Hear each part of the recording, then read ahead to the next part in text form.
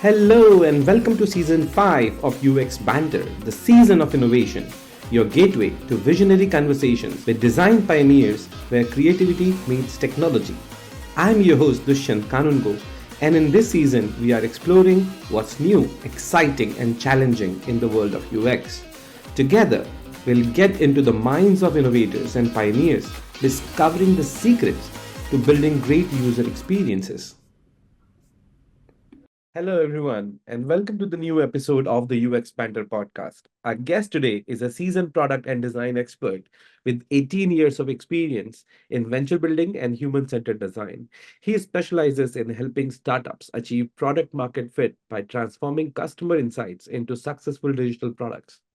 With a career that includes leading roles at companies like Careem, Uber, and Shell, he brings a wealth of experience driving innovation and scaling teams to success. Please welcome advisor and product design leader at Nyla Bank, Oliver Cottin. Hey, Oliver, welcome to the show. Thank you, Nishan, for having me on podcast. Also, great introduction. Never been introduced like that before, so thank you very much. So that's my job to be the hype man. I mean, You do well. You and do well. Thank you.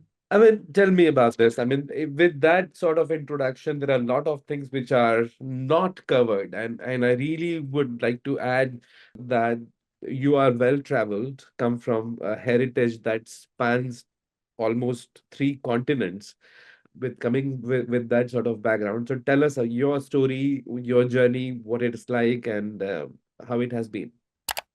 Sure. So look, to summarize, I am mixed heritage. So I'm born and bred in France. My mother is from Mauritius. So hence why you can hear my English accent being a bit British, being French. I've also lived across multiple cities. So I live all the way to my 23rd year in Paris suburbs, where I had a bit of a entrepreneurial experience and also experience in startups. Then I moved to London 2012 during the Olympics, actually. And the funny story about this is I have some family living in south of England, and I went to visit for a weekend, and I never left. That's the that's the story. I did most of my like big chunk of my career in London. That's where I moved into more of a like UX designer kind of thing, and then moved into product management at some point. I then lived 2 years in Lisbon as well. That's where I had my second daughter, and it was post pandemic. So anyone that's lived in the UK, especially in London during pandemic, remember like the 4 horrible lockdowns that we had. So with my partner, we decided to move actually to get more of a slow living after being feeling kind of burnt out with the pandemic, and then moved to Dubai. Moved to Dubai for the economic opportunities, better sort of lifestyle that we get, especially for our children. Having a safe country, stable political leadership, and then access to different part of the world. So that's where we are. Oh, but you did not start in the design at the product at the earlier on. You were doing something else altogether. No, not at all. So I studied essentially accounting, and I realized that accounting is valuable because I always wanted to run a business. I didn't have any clue in what kind of business. So I thought, let me know how to run the books. Could be always, useful. But I also realized it's not really a creative field in a way that is very rigid, that you follow the same rules. And like I said, if you want to be creative in accounting, you usually end up in jail. So that's not the path I wanted to end up. So yeah. And then I discovered that I was quite creative. So I stumbled across you know the the mother of like web design, which was um, Photoshop. And I've started to stumble across this. I started to play around with. I started to do the typical thing that you probably heard before, like people doing like CD covers, like flyers, marketing flyers, all that kind of stuff. And then I've actually realized that people get paid for doing that.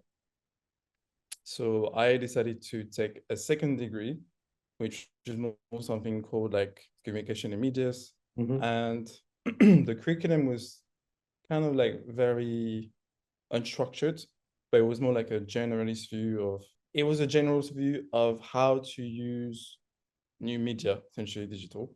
New media. Um, yeah, new media essentially. So what I studied essentially was algorithm. So the principle of algorithms, essentially like C sharp. Um, then we studied like CSS1, so that like quite a long time ago. There was also like action script by Flash. So I went through like one, two, three, four. And then things that are general, so like visual communication. There was some law as well, some legal part of things. It really gives me like a broad view of like how to go into digital essentially. And then I did like a part-time education essentially, Mm-hmm. where I work for quite cool company. So it's music record label called Because Music, so French based. To tell you who they have in the catalog, they've got Headbangers, they've got Kavinsky, they've got Justice, they have Daft Punk, so quite quite like a international successful artist. And that's why I really like started like to learn the business of digital. And the reason being is because the industry in 2008, it was in crisis essentially. It was right after iPhone was released Yeah, and decided to introduce iTunes. So you can imagine for any record labels that was like very traditional, yeah. direct distribution through like essentially CDs, and then also trying to sell online. It was a catastrophe. That Like time, actually, anybody who has gone through or can remember buying audio cassettes, then the discs, exactly, and there used to be, you go to people's houses and you can see those cassette collections, then you know yeah, that how, absolutely. what their tastes are in music and how much do they are going about it. And so in the all of that transformation and multiple paths that you took, I mean, if you think about it right now, you have the experience which comes from different domains. There is accounting, there is design, images, visual communication, music, and then the parts where you have something to do with China, Portugal, Mongolia, India, I believe. So, how does that translate into your work? That sort of not just multicultural, but multi-talented, Mm. multi-talented background. Yeah, absolutely. So like I said, my mixed heritage is French and Mauritian, from Mauritius in the Indian Ocean. But then my grandparents also had a mixed heritage. So my grandma was half from Mozambique and half from India, and then my granddad was actually from China. So very mixed heritage. And I've realized that I had most of my career in the West, so I've known how to do things in certain way, right? And now moving to Dubai, I've realized there's a whole part of the world that does things differently. And it's not saying that it's not done the right way, it's just different. And it takes some time to actually adapt and relearn how to do things essentially. So that's been like one of the biggest learning curve of moving over here, to be fair. Used to do things in a certain manner from the West. Obviously, it's a very mature market, especially when you work for startups. There's definitely like a risk-taking culture, but because competition is quite high, really high, like markets of like London, Paris, Lisbon. So you only get one shot, and you need to be sleek compared to your competition. You need to differentiate from day one. When I realize in emerging markets, sometimes it's not so much about the quality of execution, it's actually being first to market. It's locking in your distribution. It's kind of killing your competition from day one, right?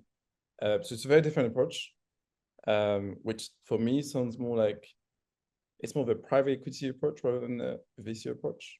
Um, and that's what I've like kind of learned the last couple 5 years now. Like I mentioned to you, I've slowly like drifted into venture capital.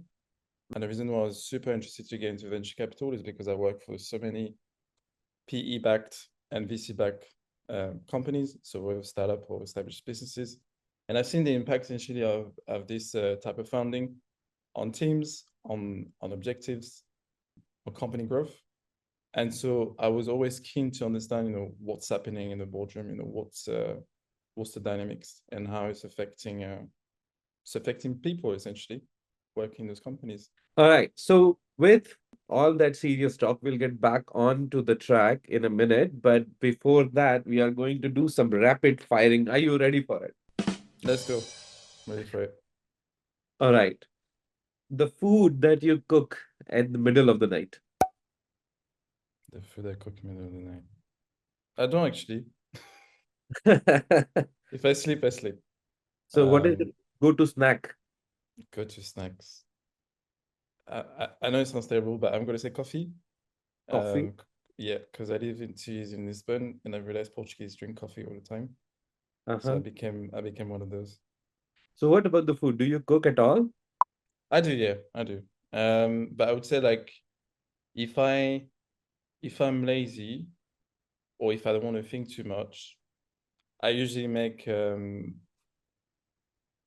spaghetti bolognese, but from scratch. So like using four to six types of different tomatoes, doing the whole thing from scratch. So that Oh, would be like the one thing I do.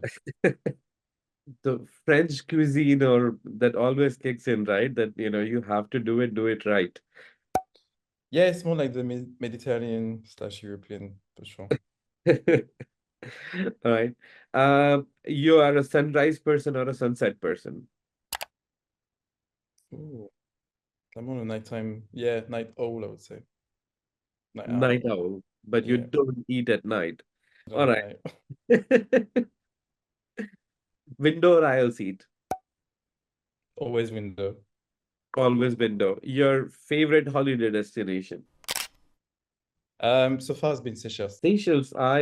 So there was a TV show in India back in the day. It was called The Stone Boy, and the story was based in Seychelles, and that was the first time we saw a TV show, an Indian TV show in Hindi that was shot Mm. in Seychelles, and get to see all that on television. It was a kids show, but for some reason it was based out of Seychelles. It was amazing. So Yeah, it's an incredible part of the world. Like waters like natural natural islands. We That's essentially where we had our honeymoon. And so to this day, it's still like one trip I'm really grateful that I had the opportunity to actually take. It's just incredible. okay, so your favorite YouTube channel? Hmm. I got a few actually. One that I listen a lot is The Diary of CEO from Stephen Bartlett Mhm. because it talks about a lot of things that I'm really interested in, especially like business, venture capital, and health in general. And the second one is The Value Entertainment. Value entertainment. A Yeah. book that you can recommend. Oh, that's a good one. So for anyone that wants to get into more like design, understanding the world of user experience, I would say the book that I read that really like inspired me was the Four Elements of User Experience by JC James Garrett. That's a good. Um, yeah, he was the guy essentially that advised Steve Jobs on how to design the whole interface of iPhone. Cool. He still runs a company called Adaptive Path, which are doing some incredible stuff.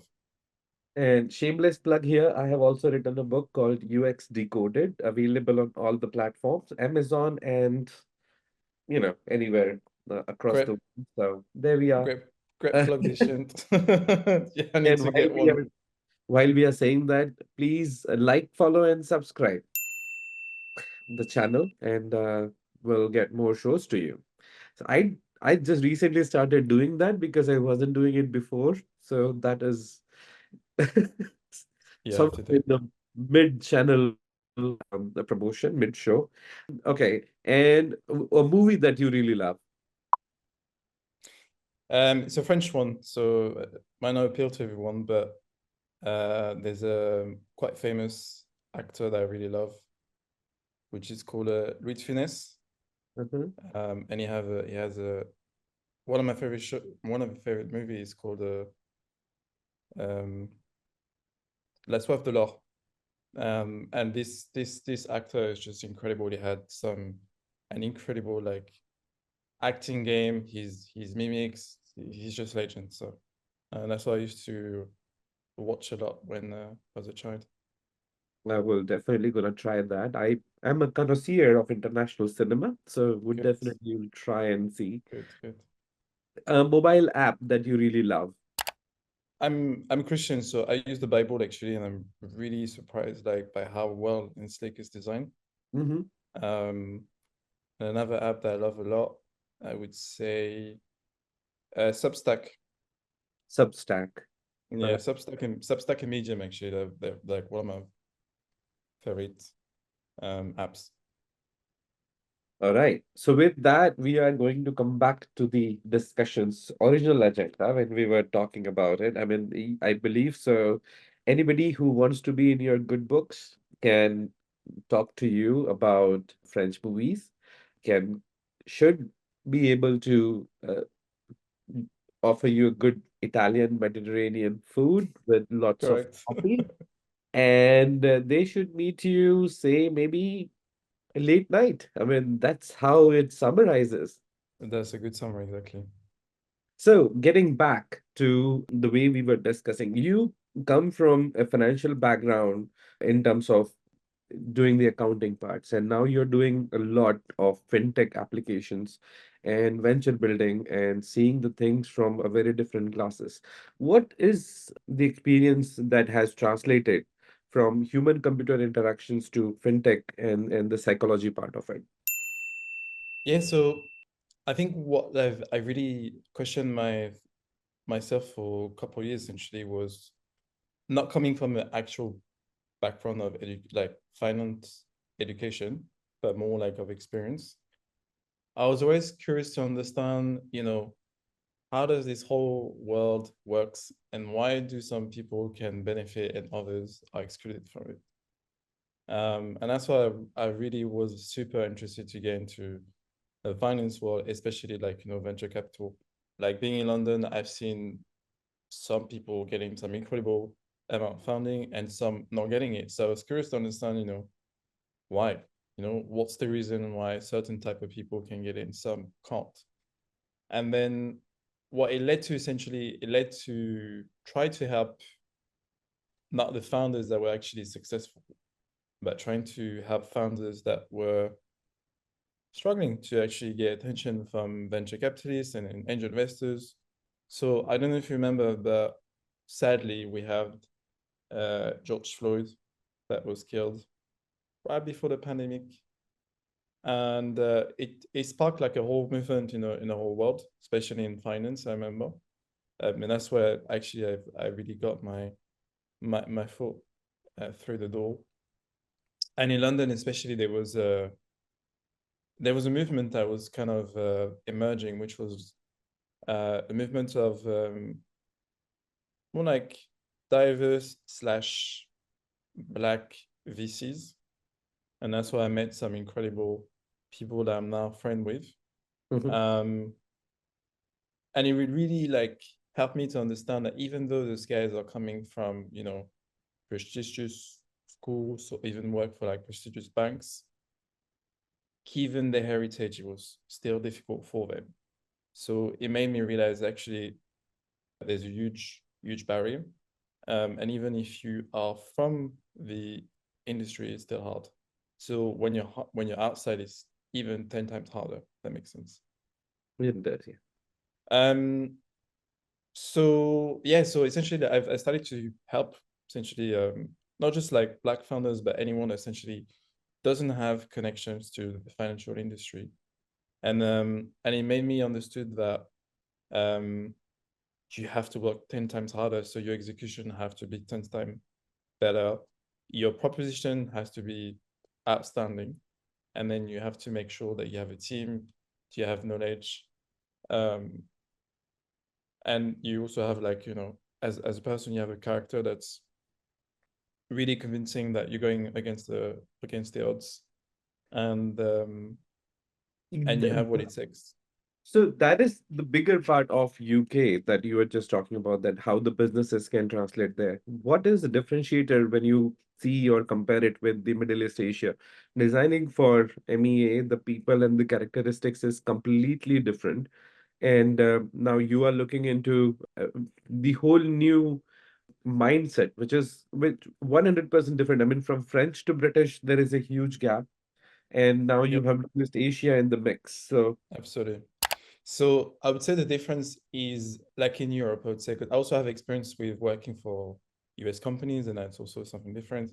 But I would say with the US, with the UK and then European markets, consumers, I would say just people in general, so that meant household consumers and then businesses, they like to have options. And so they like to have the illusion of choices sometimes, but they want to make a decision to choose multiple companies that got different offers, right? yeah. And so from a business point of view, it's a very different approach because you have to be different. So you have to differentiate. And the West is very mature. So a lot of things that I worked on was essentially more on, how can you use an operationalized design to be more of a competitive advantage, to be a differentiator.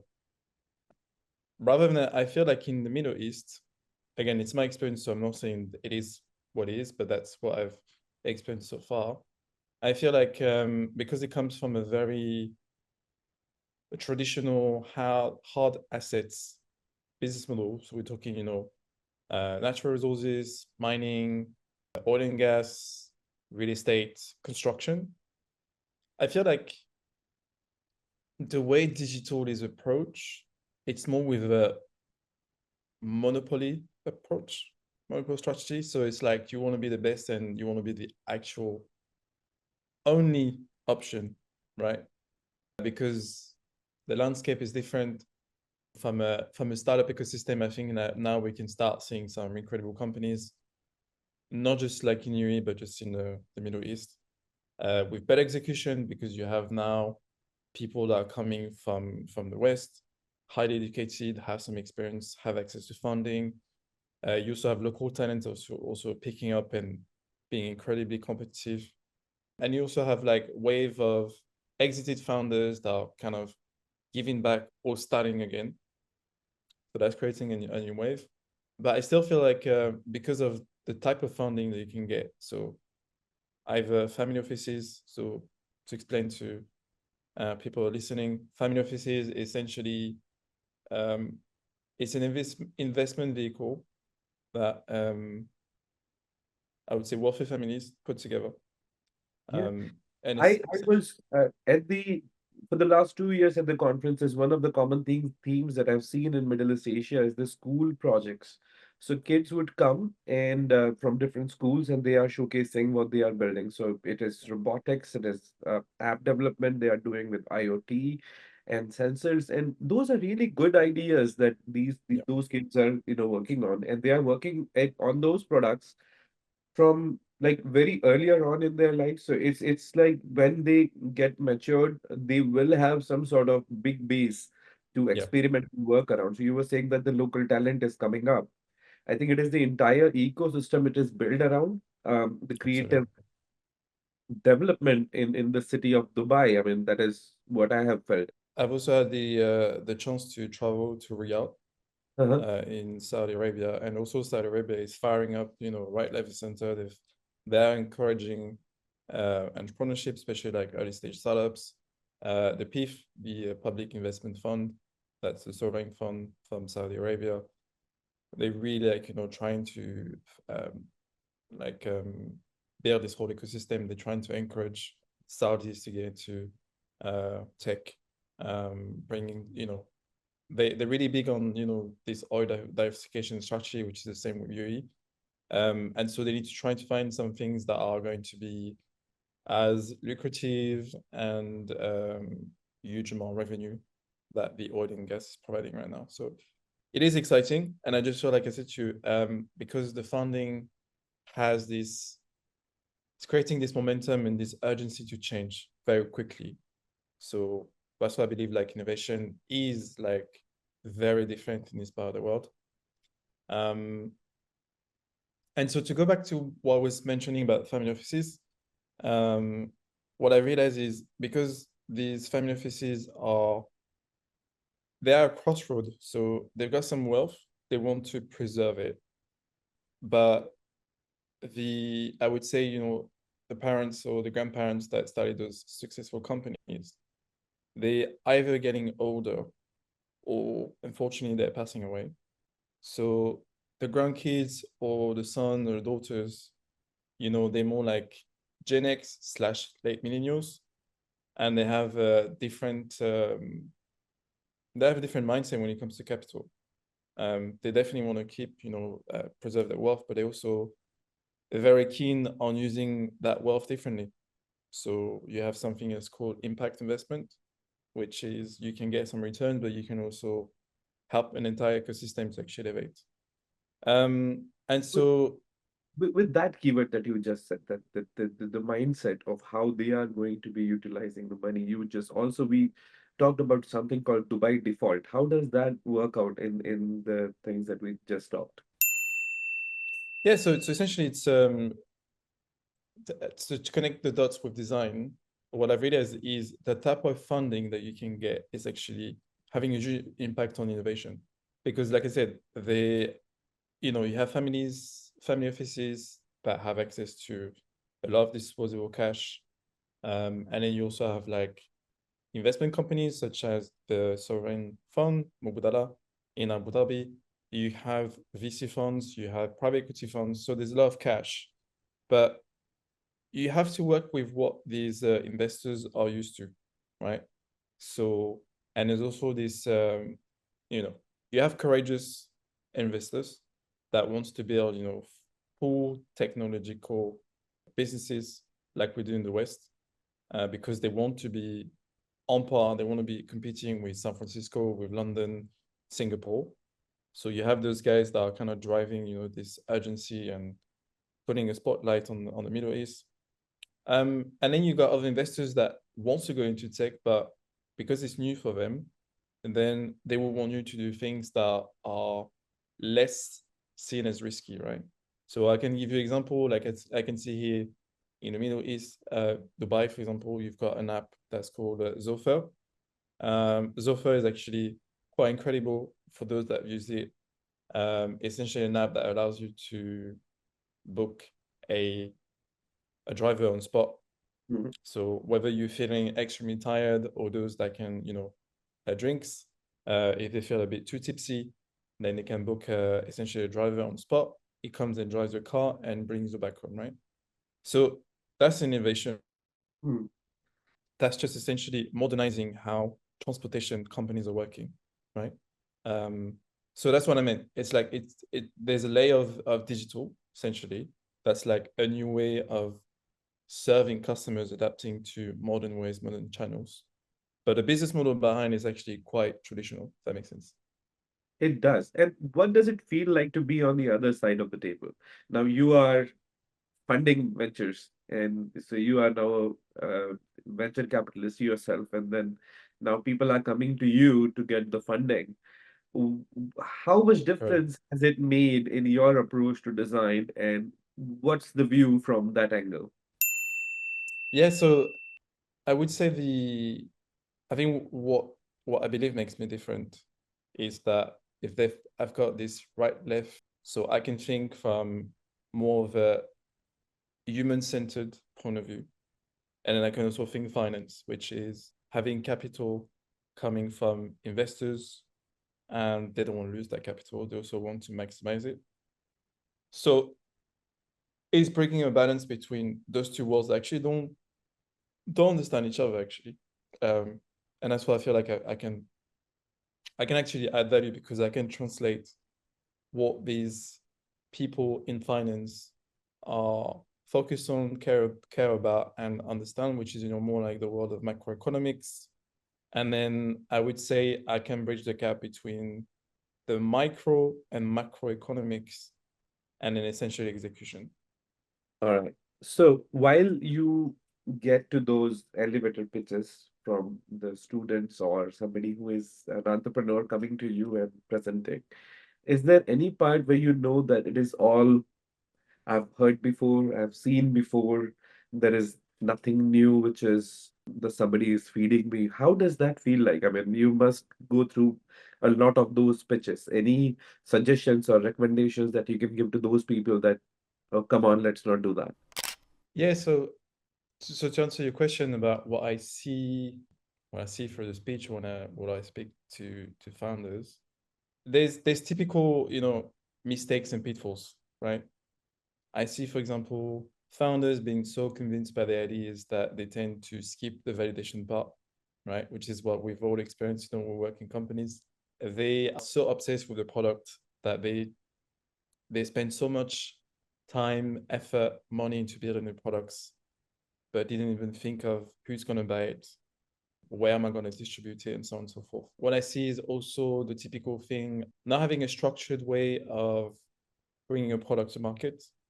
So it's more like I can still see some founders that super enthusiastic, very passionate about the problem they're trying to solve, but they do things in a random manner. Like they try to build stuff.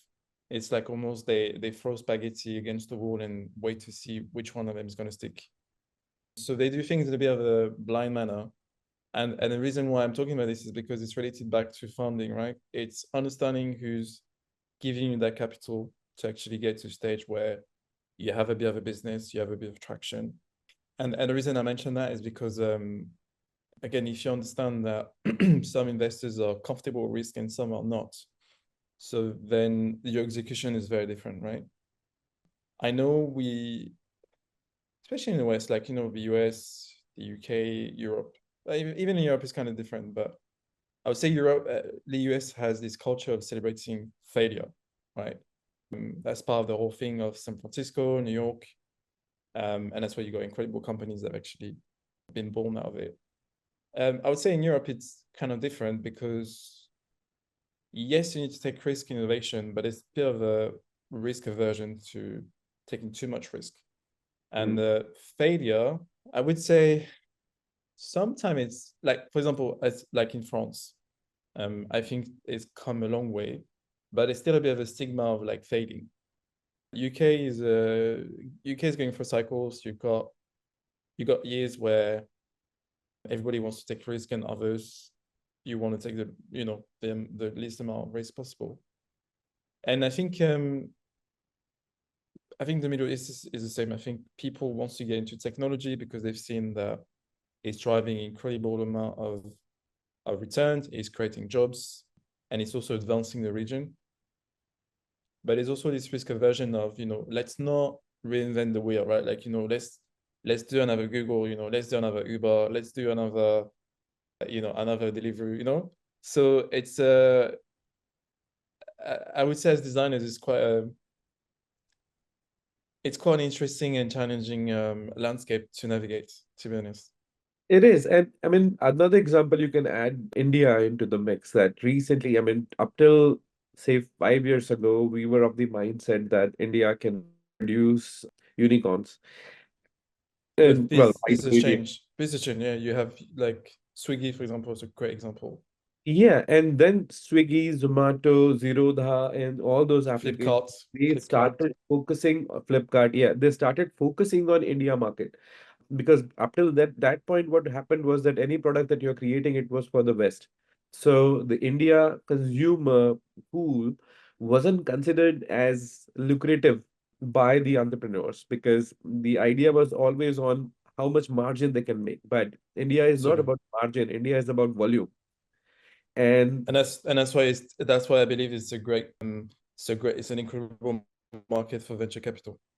yeah, and with that volume, if you think about the mobile data and the tariffs are dirt cheap because they are not going by the margin, but their main source of income Volume, is just the of sheer course. volume of people who are using their services, and that is why they are getting more and more money. And Um, I think what I also believe is like incredible India as a market is because you have people living in India, right? But you also have the Indian diaspora, which is all around the world. So that's also creating a different, customer base, right?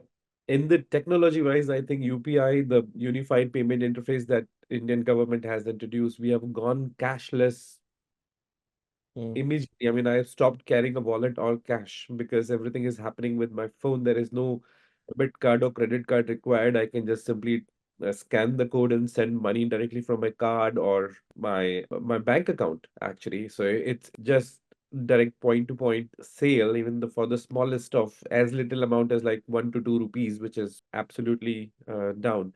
So while we are discussing about that, how startups or the founders, they don't catch the drift that what exactly is going to be sold, we get a lot of projects when we are discussing. So when we are creating, say, a proof of concept, it is fine that we do the basic flow and give and handover.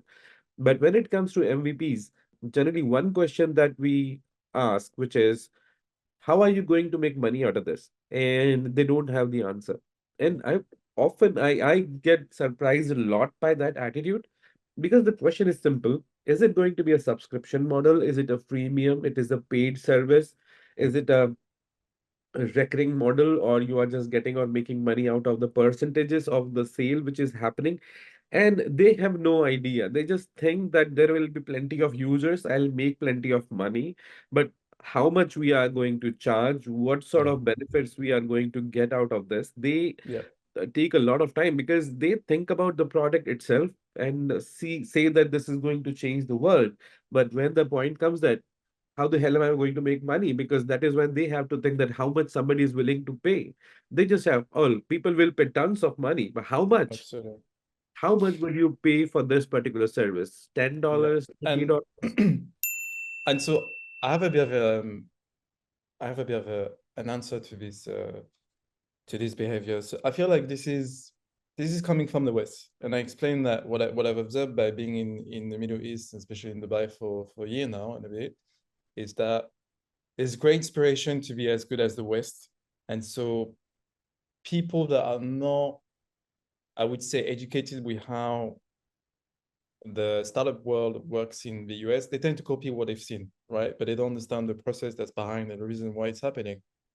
And so, a lot of founders look at, okay, but like companies like, I don't know, Google or whatever, they launch it, they have a business model, but they have such an amount of traffic that they found a way to monetize it, right?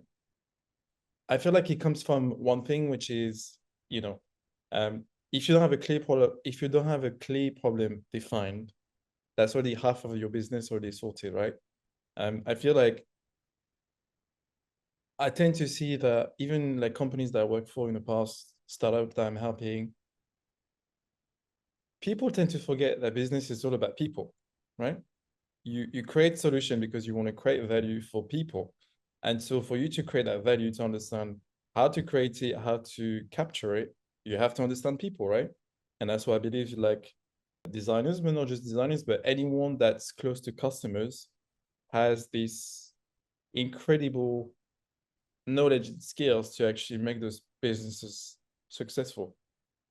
Understanding customer segments, understanding behaviors, understanding people, ethnicities, demographics, so on and so forth, helps you to understand who's the customer that you're targeting and what problem you're solving and how much they're willing to spend.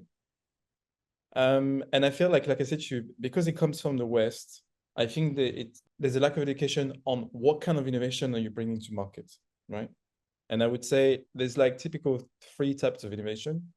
You've got product-led innovation, which are more like things that are related to how the product itself that you're building, so whether it's a software, a service, a product, needs to evolve so like its functionalities, its features needs to get better because that's the innovation, right? There's already a market, there's people that are willing to pay for it, but they're demanding more and better. So that's your first thing, right?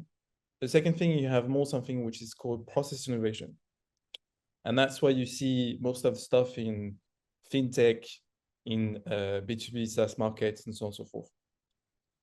Payments, for example, cross-border payments, and so on and so forth. Process innovation is all about, like itself, like the name says, process. So essentially, it's how you can innovate more on the business model level, which is, can you cut off, your middleman? Can you go directly to your customer? Can you actually serve your customer for cheaper? So that means, can you produce your service for cheaper, faster? Which is a whole different type of innovation, right? It's not so much about understanding people behaviors or mental barriers to adopt something. It's more how you can be better than competition. It's an incremental innovation, but sometimes incremental innovation can actually be a huge success. Like if you take something, for example, if you look at Stripe, think of it, it's a very simple approach, but the value that has brought is incredible. Is that the core of the Stripe was essentially allowing developers to be able to charge customers for money by taking credit cards details. And what they've done essentially, they created a simple solution on the front end, right, to capture your details. And in the back end, they have something that's incredibly complex, which is connecting with, you know, um, card issuers, different bank systems, so on and so forth, dealing with taxes, dealing with different payment methods, payment issues. Like, it's incredible. But my point is, like, if you look at it, it's a very simple thing, but it has made payments simpler and cheaper and faster, right?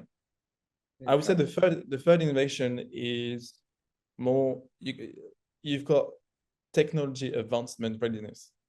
So this is more like when the technology itself has made significant progress and breakthrough.